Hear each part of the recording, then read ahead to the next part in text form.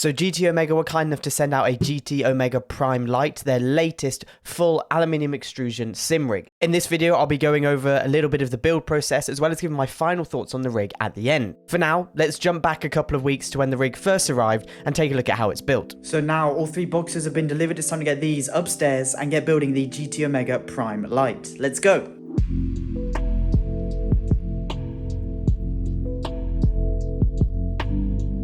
Okay, so we have everything upstairs now, as you can see.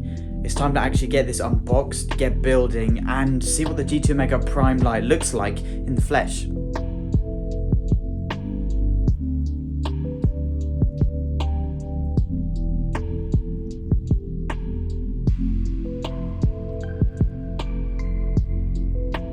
Okay, so we have everything unboxed now. We've got the instructions, all the bags that come with it. There's the various tools. You get a couple of tools with it to help you build it, and then just all of the hardware you could ever need to get the extrusion attached to every other bit of extrusion, of course.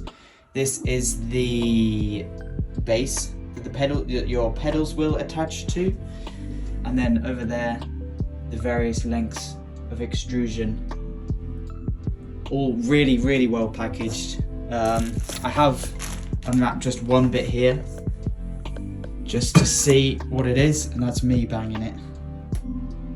It's perfectly clean, you know, no scratches, no marks or anything on it from transit. So yeah, very pleased. Now it's time to get reading this thing and get that built.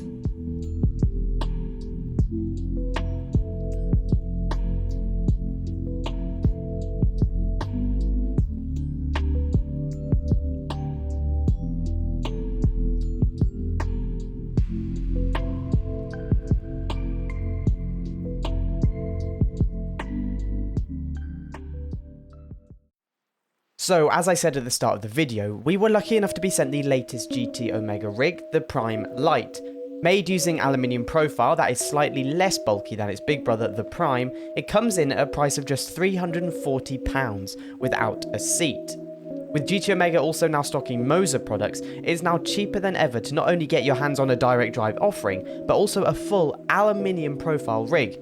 But how does it shape up? I said I would let you know. Let's take a look. So, the build. You've seen a little bit of this already, but how easy was the build of the GT Omega Prime Lite? Well, in all honesty, it was a breeze. Now, that doesn't mean to say it isn't time consuming.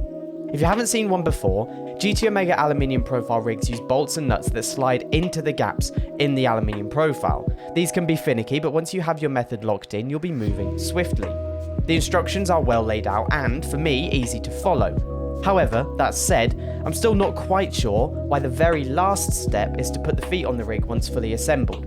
It seems to me it would be much easier to do this step earlier, but I can tell I'm just being picky now. I did actually also have one small issue. I could not access all 4 bolt holes on my seat to attach it to the frame, as the rails would not move far enough forward to let me get a decent grip, or the Allen key into the head of the bolt. For now, I've used the rear 2 holes, and the seat holds just as strongly. Despite this, the rig did fit nicely in the corner of my far from big work from home office, so it should be great for many home applications. For the Prime Lite, GT Omega have introduced a quick release wheel deck. It's awesome, and I'm excited for it to become the norm industry-wide.